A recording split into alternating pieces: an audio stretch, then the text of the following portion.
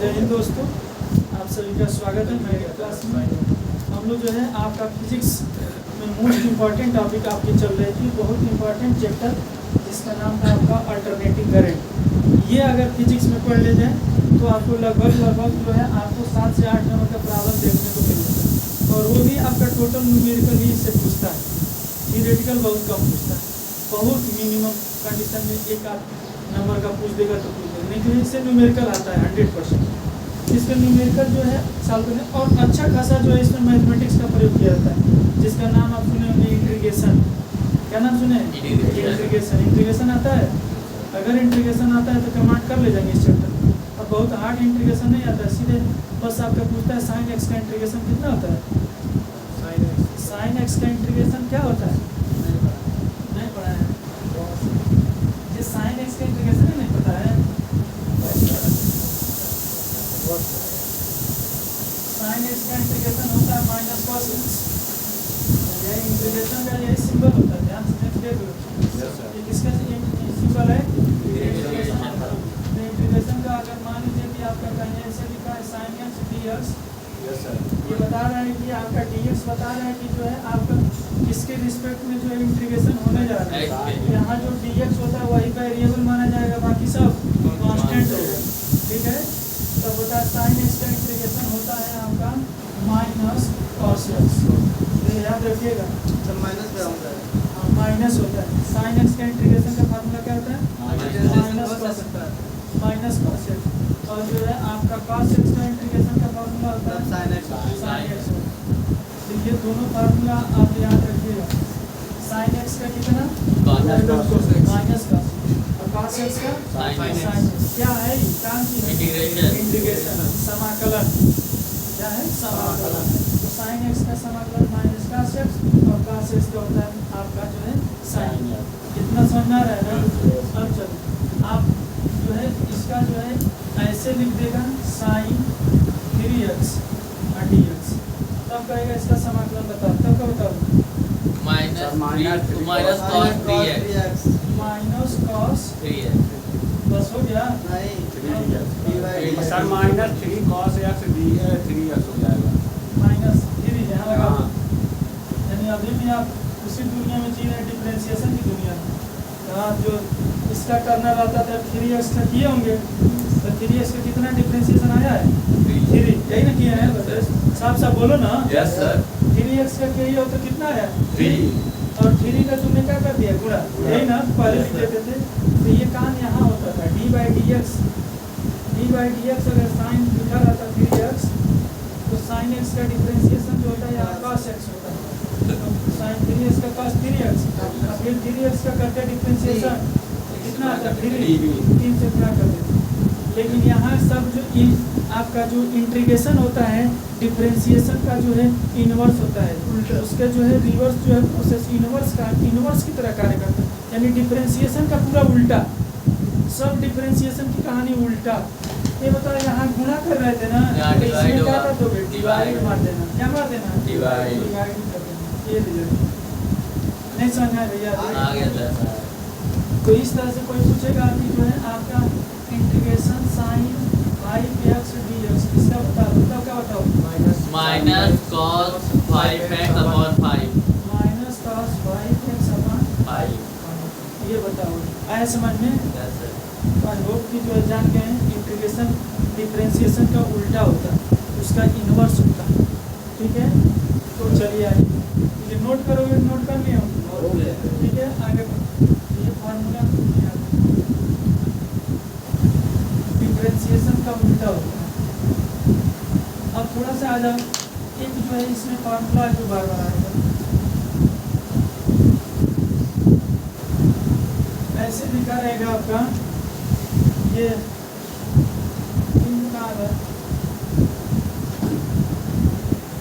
How दावा था। तो चलिए आइए, अल्टरनेटिव करंट से रिलेटेड हम लोग जो है आपका बात कर रहे थे। ठीक है, तो इसमें जो है आपका ये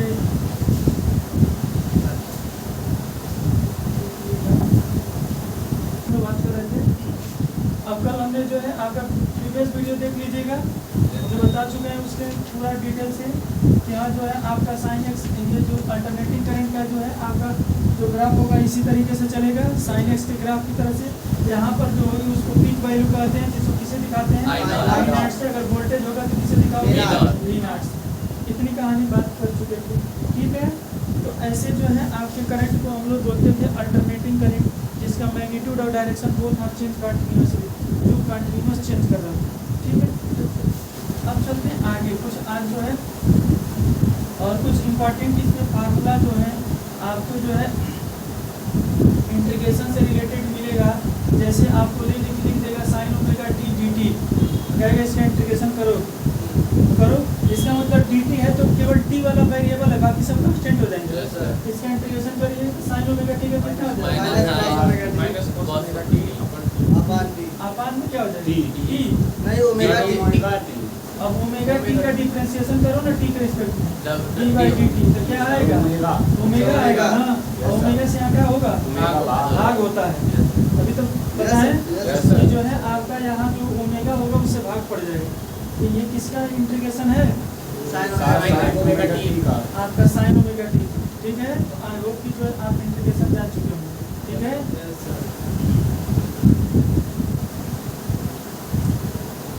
और जो है कुछ रिलेटेड इसमें जो है आपकी बातें आती है। जैसे हमने कल बताया कि आपका ओमेगा का फार्मूला, ओमेगा को क्या कहते हैं एंगुलर फ्रीक्वेंसी, क्या कहते हैं एंगुलर फ्रीक्वेंसी एंगुलर फ्रीक्वेंसी। 2 पाई f। ओमेगा बराबर कितना होता है 2 पाई बाई टी। तो ये फार्मूला याद रखिए, ओमेगा की जगह पर क्या आएगा 2 पाई 2 by pi by T. T. या कहीं अगर हम टी बराबर लिखना रहे तो कर सकते हैं 2 पाई बाई ओमेगा। या और हम लोग ये भी जानते हैं कि अब फ्रीक्वेंसी लिखते हैं, फ्रीक्वेंसी को 1/T। तो यहाँ से ओमेगा का एक और फार्मूला क्या बन जाएगा ओमेगा ओमेगा बराबर 2 pi by f। 2 pi f। 2 pi F. ये सारा फार्मूला याद रखिए, ओमेगा बराबर 2 पाई बाई टी, ओमेगा बराबर 2 पाई एफ, टी बराबर 2 पाई बाई ओमेगा, एफ बराबर 1/T। एफ क्या है फ्रीक्वेंसी। फ्रीक्वेंसी क्या होती है कि आपका जो है एक सेकंड में जो है आपका कितना जो है ऑसिलेशन कंप्लीट कर ले रहा है। कोई भी आपका अल्टरनेटिंग करेंट एक सेकंड में कितने जो है साइकिल कंप्लीट कर ले रहा है, उसी को क्या कहते हैं फ्रीक्वेंसी। और टाइम पीरियड क्या होता है the time taken by the alternating current to complete the one cycle. एक साइकिल को कंप्लीट करने में कितना टाइम लगा रहा है, कितना टाइम ले रहा है। जैसे हम तुमको कहे कि जाओ इस ग्राउंड का एक चक्कर लगा दो, तुमने ग्राउंड का एक चक्कर आधा घंटा में लगा दिया, तो तुम्हारा आधा घंटा क्या कहलाएगा टाइम पीरियड कहलाएगा। तो ये सारा फार्मूला आप होप कि आप याद रखें, हमसे याद रखिए। अब आइए इसमें जो है हम लोग जो टॉपिक पढ़ने वाले हैं मीन या एवरेज वैल्यू ऑफ अल्टरनेटिंग प्रत्यावर्ती धारा का औसत मान, हिंदी में क्या कहेंगे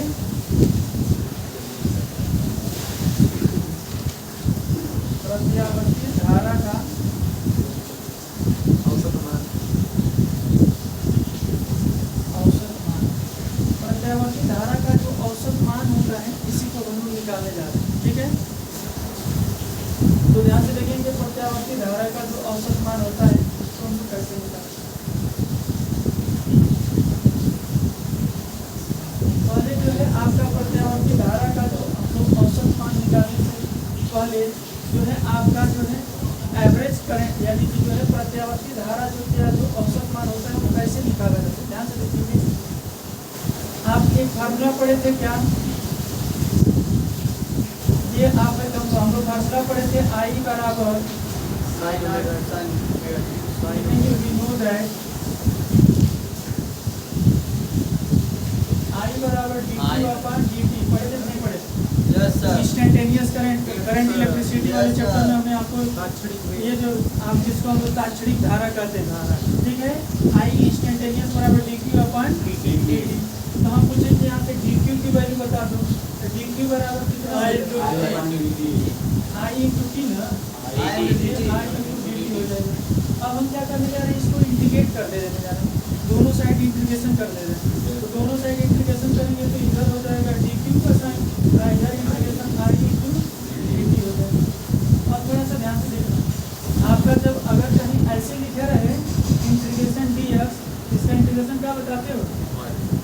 क्या? 1। X तो भैया पूछे गए तो 1 है ना, 1 का इंटीग्रेशन x आता है। जिस तरह x का डिफरेंशिएशन कितना हो तो 1, तो 1 का इंटीग्रेशन कितना हो जाएगा x। नहीं समझ पाए क्योंकि उल्टा होता है। बस बात खत्म। तो ये बताओ कि यहाँ कुछ नहीं है, dq के बगल में तो यहाँ 1 है ना, Yes, sir. dq के रिस्पेक्ट में 1 का कितना हो जाएगा? Q.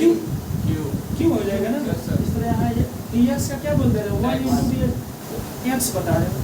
तो यहाँ dq का कितना बता दो? Q. q हो जाए। ये हो गया कि इधर वैसे रहने दो I into dt। ये जो है आपने इंटीग्रेशन किया तो ये टोटल चार्ज की वैल्यू है। Yes, sir. ये किसकी वैल्यू? Total charge। टोटल हमने चार्ज की वैल्यू निकाल लिया, q का मान I into dt इंटीग्रेशन लगाकर। इंटीग्रेशन किसी भी चीज को जोड़ने का काम करता है और डिफरेंशिएशन सरल भाषा में कहें तो तोड़ने का कार्य करता है। जैसे आपको अगर किसी मतलब आपको पिताजी कहें भैया कि आज आप स्कूल में क्या पढ़ाया गया, आपने कहा कि इंटीग्रेशन और डिफरेंशिएशन, ये दोनों नया टॉपिक लगता है और कभी आप हाई स्कूल में पढ़े हो क्या? इसका मतलब इंटीग्रेशन और डिफरेंशिएशन सरल भाषा में समझना चाहते हो तो इसको समझ लो। अगर कोई पेड़ है तो उस पेड़ को जो है छोटे छोटे पार्टों में काट दिए, तोड़ दिए, काट दिए, तो उसको कहेंगे हम डिफरेंशिएशन। और उन सारे जो है जितने पार्ट काटे वो सबको आपस में जोड़ दिए और जोड़ करके फिर एक नया पौधा बना के तैयार कर दिए, तो उसको कहते हैं इंटीग्रेशन। ठीक है, तो उसको हम लोग कहते हैं इंटीग्रेशन। तो किसी चीज को जोड़ने का काम कौन करता है? इंटीग्रेशन। और तोड़ने का काम डिफरेंशिएशन। तो ये हमने ये टोटल चार्ज की वैल्यू, किसकी वैल्यू? Total charge। अब जो है आपका जब हम लोग एवरेज, अगर आपका एवरेज करंट निकालें तो आई एवरेज की वैल्यू ध्यान से देखना, आई एवरेज, आई ए भी लिख दिए तो इसको हम लोग पढ़ेंगे आई एवरेज यानी धारा का औसत मान। और कहीं कहीं एनसीईआरटी में आपको ऐसे भी धारा का औसत मान रिप्रेजेंट किया होगा, खोलिएगा बुक तब ना पता चलेगा, यहाँ तो बुक में नहीं खोलते हैं। ठीक है, तो ये जो है धारा का औसत मान है, ये क्या है? या चाहे ए आई लिख कर ए भी लिख दो, चाहे आपका केवल इस तरह का सिंबल बना दो, तो ये क्या पढ़ोगे? धारा का औसत। तो धारा का जो औसत मान यानी कि आपका जो है इसकी हम लोग वैल्यू निकालना है, तो इसकी वैल्यू होगी Q अपान T। धारा वाला फार्मूला पढ़ते हो ना, I बराबर क्या? I बराबर Q अपान T, यही पढ़ते हो, I बराबर Q अपान T। तो हम एवरेज निकाल रहे हैं तो एवरेज की वैल्यू होगी Q अपान T। लेकिन ये बताओ किसी भी चीज़ का जब एवरेज निकालते हो तो उस पर ऊपर के पूरी डाटा को जोड़ते हो और नीचे जितनी डाटा रहती है उसे भाग दे देते हो। एवरेज ऐसे तो निकालते हैं, Yes, sir. सारा डाटा का सम ऑफ ऑब्जर्वेशन बटे टोटल नंबर ऑफ ऑब्जर्वेशन ऐसे निकालते हैं। Yes, sir. तो एवरेज वैल्यू यहाँ निकालना है तो ऊपर आपका टोटल चार्ज रहना चाहिए और नीचे आपके टोटल टाइम रहना चाहिए। तो हम कहेंगे कि धारा का औसत मान। ये बताओ टोटल चार्ज कहाँ से यहाँ से ऊपर निकल चुका है, तो टोटल चार्ज Q की जगह पर क्या भर सकते हो? तो ये हो गया आई एवरेज की वैल्यू हो गया इंटीग्रेशन आई, चार्ज की जगह पर रखने जा रहे हैं आई dt। और टाइम आपका टोटल है तो टाइम टोटल कैसे आएगा, इसको भी इंटीग्रेट कर दो, तो यानी कि आपका इंटीग्रेशन यानी कि dt। क्या रखोगे आप, ध्यान रखना, यानी dt क्या बता रहे हैं कि ये जो है आपको हम टाइम को छोटे छोटे dt टाइम को क्या कर रहे हैं, जोड़ रहे हैं। और यहाँ ऊपर वाला है चार्ज की टोटल वैल्यू, तो चार्ज की टोटल वैल्यू पहले हम इंटीग्रेशन करके निकाल दिए थे, कितना आएगा आई dt। और ये इंटीग्रेशन बता रहे हैं कि टोटल चार्ज की वैल्यू है। और यहाँ जो है करंट का फार्मूला जानते हो तुम Q अपान T, लेकिन हमको एवरेज निकालना है, एवरेज Q से काम नहीं चलेगा, हमको टोटल चार्ज चाहिए, तो टोटल चार्ज आपका यहाँ से आ गया। और नीचे टोटल टाइम चाहिए, तो टोटल टाइम फिर dt को इंटीग्रेट करते हैं, dt को क्या करती है? इंटीग्रेट करती है। ये अब हमेशा के लिए याद रख लीजिएगा आई एवरेज का फार्मूला क्या? इंटीग्रेशन आई dt अपान इंटीग्रेशन dt। बस बात खत्म, बस बात खत्म। यही आपका इंटीग्रेशन प्रत्यावर्ती धारा का औसत मान, प्रत्यावर्ती धारा का औसत मान। नोट डाउन कर लें। रिप्ले करें, हो गया सर? Yes. तो ये जो है आपने एवरेज वैल्यू निकाल लिया किसकी? प्रत्यावर्ती धारा का। तो यानी कहीं भी एवरेज क्यों निकाला जाता है? एक बात सुनो, दिमाग में डाल लो कि एवरेज क्यों हम निकालते हैं। जैसे मान लिया हमारे क्लास में 30 बच्चे हैं, तो 30 बच्चे हैं तो जो है आपको 30 20 बच्चों में कोई जो है आपका जो 50 नंबर का पेपर हुआ, कोई जो है आपका जो 30 पाया, कोई 35 पाया, कोई 45 पाया, कोई 60 पाया। इस तरीके से जो है आपका ये जो है आपका इस तरह का कोई नंबर पा रहा है। तो ये बताओ, प्रिंसिपल साहब ने पूछे भैया कि हाँ आपके क्लास की जो है रिपोर्ट कार्ड क्या है, कोई बच्चा कितना नंबर पाया है, तो हम पूछ रहे हैं भैया किस कोई 45 पाया है, कोई 48 नंबर पाया है, कोई 30 नंबर पाया है, कोई 25 नंबर पाया है। तो इस तरह हम सुबह शाम तक बताते रह जाएंगे। उससे अच्छा कहते नहीं, देखो भैया ऐसे ना बताइए, एक एवरेज डाटा बताओ। क्या बताओ? हाँ, इसके आसपास सब है। तो एवरेज कैसे निकालते, सबका नंबर जोड़ के सबसे से डिवाइड कर देते हैं। तो यहाँ प्रत्यावर्ती धारा बार बार बदल रही थी, प्रत्यावर्ती धारा अल्टरनेटिंग करंट क्या हो रही थी, बार बार बदल रही थी। उसका magnitude and direction both are change, उसी को कहते हैं हम क्या, एवरेज। यानी कि आपका अल्टरनेटिंग करंट, उसकी मैग्नीट्यूड और डायरेक्शन दोनों बार बार बदलता है। तो ऐसे में हमको जरूरत पड़ती है एवरेज, इसकी जरूरत पड़ती है एवरेज पता चल जाए कि हाँ एवरेज कितना है, उससे हम काम चला लेंगे। इसलिए हमें एवरेज निकालना। तो आई एवरेज का फार्मूला हमेशा के लिए दिमाग में फिट कर लेना, integration I D T upon integration D T. ये जो है इंटीग्रेशन डी टी का आने का मतलब कि ये टाइम को जोड़ रहा है, और ऊपर किसको जोड़ रहा है, चार्ज को, ऊपर आवेश को जोड़ रहा है, नीचे समय को जोड़ रहा है। इस तरीके तब जाकर के आई एवरेज निकल रही है। और आई एवरेज किस धारा का निकल रही है, एसी प्रत्यावर्ती धारा। ठीक है, ओके सर, ऐसे ही क्या डीसी का भी एवरेज निकलता है, तो क्या उसका एवरेज निकलो तो कांस्टेंट रहती है, हमेशा एक बार 5 एम्पियर दे दिए तो सुबह शाम 5 एम्पियर फ्लो करेगी। ये तो कभी ऊपर कभी डाउन, कभी अप एंड डाउन ऐसे करके मौसम कर रही है ना, इसलिए यहाँ पर एवरेज की जरूरत पड़ती है। आप समझ चुके होंगे कि ऐसे हम लोग कैसे निकालते हैं। अब थोड़ा सा आइए जो है इसमें हम लोग दो केस देखेंगे। प्रत्यावर्ती धारा का जो औसत मान निकाले हैं, इसके लिए हम लोग 2 केस बनाएंगे। केस फर्स्ट, ध्यान सुना, इसमें जो है हम लोग केस फर्स्ट बनाएंगे फॉर फुल साइकिल, यानी कि हिंदी में लिखेंगे पूर्ण चक्र के लिए, पूर्ण चक्र के, पूर्ण चक्र का मतलब कंप्लीट साइकिल के लिए क्या निकालने जा रहे हैं, प्रत्यावर्ती धारा का औसत एवरेज वैल्यू निकालने जा रहे हैं। लेकिन एवरेज वैल्यू किसका निकालने जा रहे हैं, फुल साइकिल के लिए।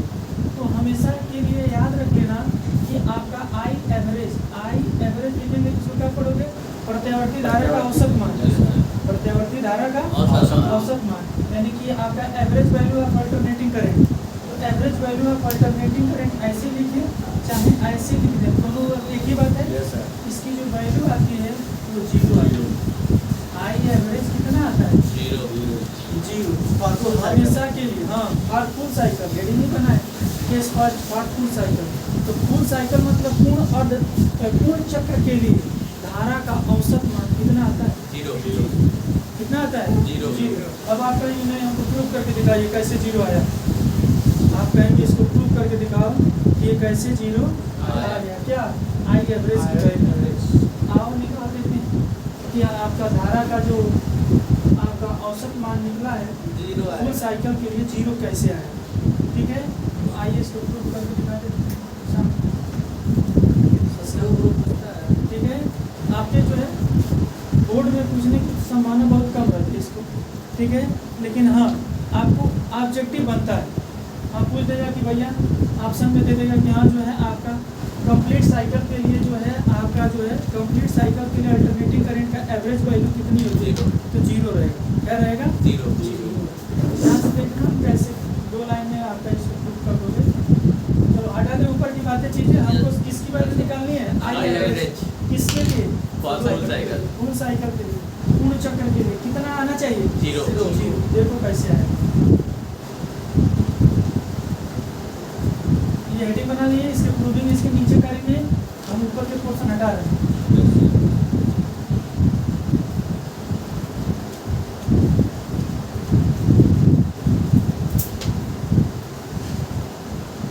इसके प्रूविंग की हम बात करने जा रहे हैं। चलो तो ये बताओ, कल हम लोग देख चुके थे प्रत्यावर्ती जो धारा ऐसे चलती है इस तरीके से, हाँ यहाँ क्या होता हाफ है साइड यहाँ से जीरो। जीरो इधर करंट दिखाते हैं, इधर टाइम दिखाते हैं। यहाँ कितना होता है T/2, यहाँ कितना होता है T ना। यस सर यहाँ से यहाँ तक हाफ T/2, हाई T/2 है, यहाँ का T/2 जोड़ो तो पूरा कितना फुल नहीं हो जाएगा। Yes, sir. तो लिखेंगे we know that,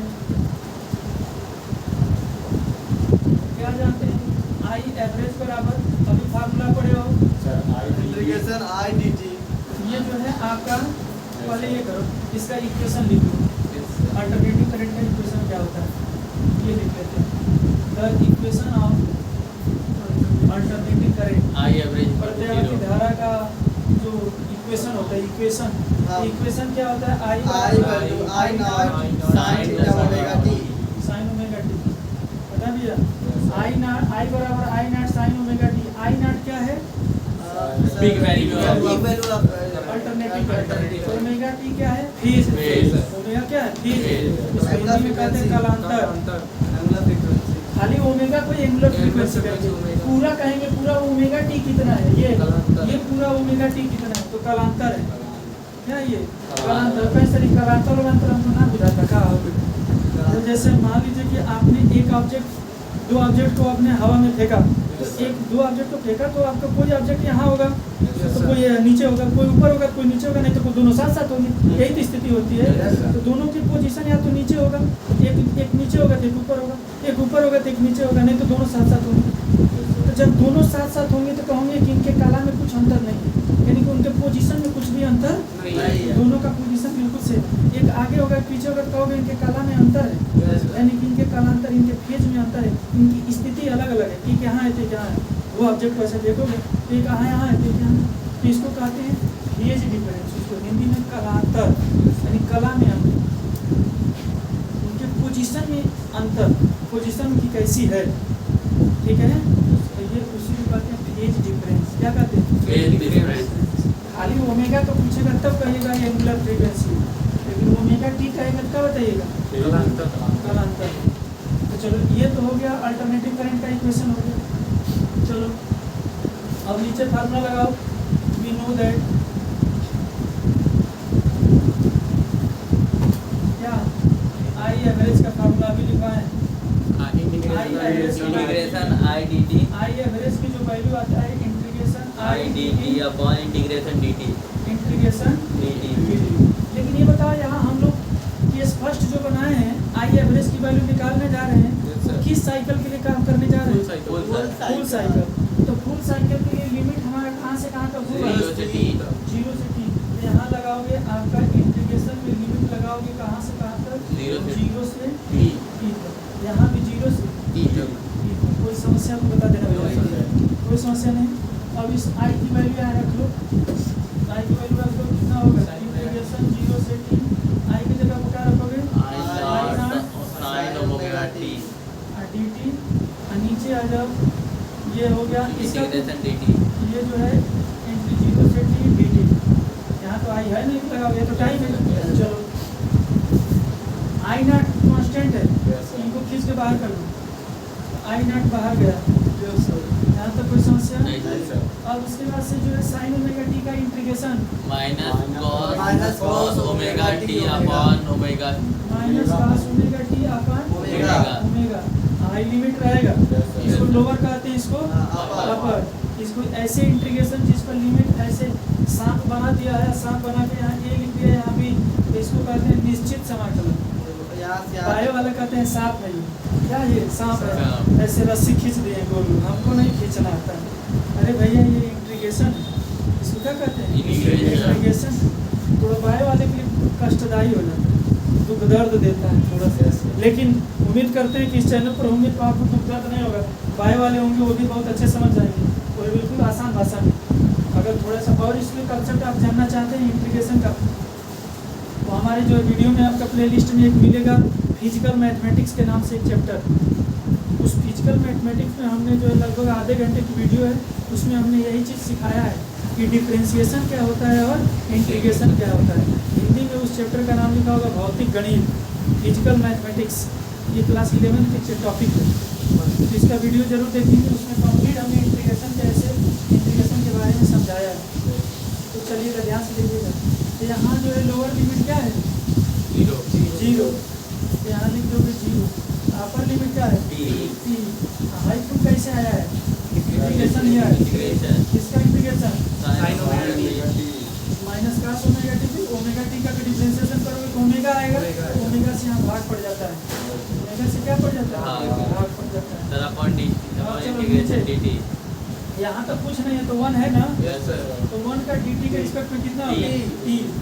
यहाँ हो जाएगा आपका स्मॉल t। और यहाँ लिमिट कहाँ से कहाँ तक जाएगा? 0 से t। 0 से t। यहाँ तक कोई समस्या तो बता दो भैया।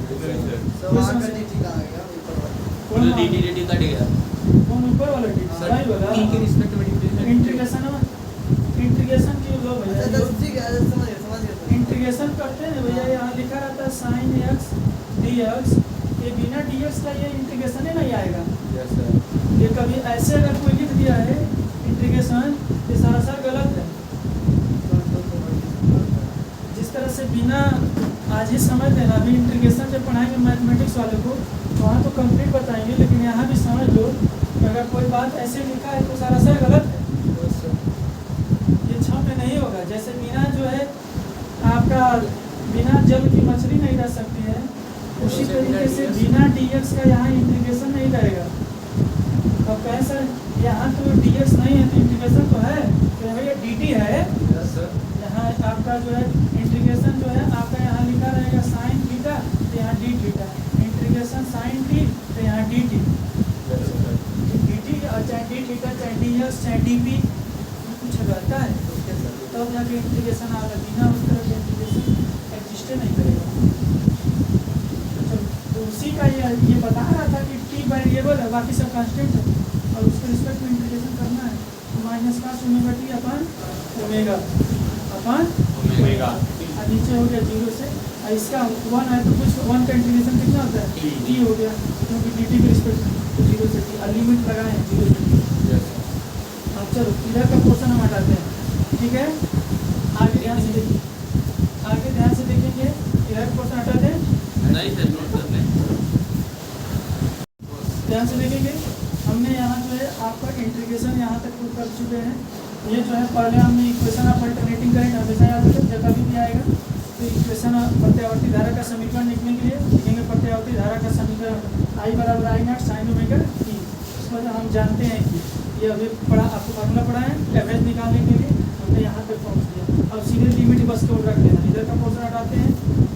ध्यान से देखिएगा, ये किसकी वैल्यू निकल रही है? आई एवरेज की। आई एवरेज का वैल्यू निकाल रहा है, ध्यान से देखना।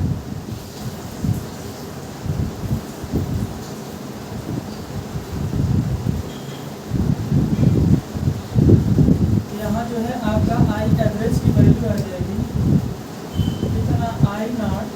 यहाँ माइनस पर बाहर कर लो, ये देखो ये माइनस को बाहर कर दो, ठीक है? अब जो है वेरिएबल के जगह पर अब आपका लिमिट रखा जाएगा। पहले अपर लिमिट, वेरिएबल की जगह पर पहले अपर लिमिट रखा जाता है। तो अपर लिमिट यहाँ कौन है? Capital T. यहाँ वेरिएबल कौन है? t small T. Small T के जगह पर पहले अपर लिमिट रखा जाएगा, तो कितना आएगा? और cos इस ओमेगा ओमेगा को भी बाहर कर लो, ओमेगा को क्या कर लो? बाहर होगा। तो यहाँ आ जाएगा कितना? cos omega capital T। Omega cos omega T. अरे भाई नीचे और ओमेगा बाहर होगा, ये एंगलवा में वो थोड़ा बाहर हो जाएगा कैपिटल टी। और फिर माइनस, फिर कितना हो जाएगा? cos, और वेरिएबल की जगह पर माइनस का साइन, पहले अपर लिमिट, फिर माइनस का साइन दिया जाता है, और तब जाकर लोअर लिमिट। लोअर लिमिट यहाँ क्या है? 0। यानी टी की जगह पर 0 रखोगे तो कितना हो जाएगा? cos 0 लिखिएगा, पूरा 0 मत कर दीजिए, ये एंगल में रखना है ना, तो एंगल में बनेगा खाली 0 बस 0 का मतलब का 0 हो जाएगा। और नीचे जो है आपका जो है नीचे क्या रहेगा? टी के जगह पर पहले अपर लिमिट तो टी, और फिर माइनस की जगह पर टी के जगह पर लोअर लिमिट तो 0। 0 लिखने कोई मतलब है नहीं, सीधे क्या लिखें? t। अब चलो इसको सिंप्लीफाई कर लो। माइनस I0 अपन ओमेगा और cos ओमेगा की जगह पर अभी हम पढ़े हो क्या होता है? 2 पाई t पढ़े हो ना? 2 पाई बाई टी। यहाँ बगल में क्या चल रहा है? t से t करिए। ठीक है। अब माइनस का 0 की वैल्यू कितनी होती है? 1 होल अपन टी। लिखा है 2 पाई, तो cos 2 पाई का मतलब कितना होता है? 360 360। Yes sir. आकाश में 360 कितना होता है?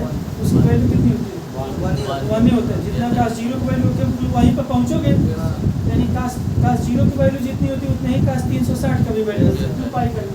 तो इसकी भी वैल्यू 1 होती है, और यहाँ माइनस में 1, तो 1 माइनस 1 ऊपर वाला क्या हो जाएगा? 0। ऊपर 0 हो जाए तो नीचे कुछ भी डाटा रहे, रिजल्ट क्या आएगा? 0। यानी कि आई एवरेज की वैल्यू क्या आ गई?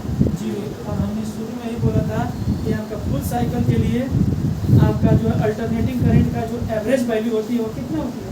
0 होती है। इसके लिए फुल फुल साइकिल के लिए तो हमेशा याद कर लेना, फुल साइकिल के लिए आपका आई एवरेज यानी कि अल्टरनेटिंग करंट की जो एवरेज वैल्यू होती है वो 0 होती है।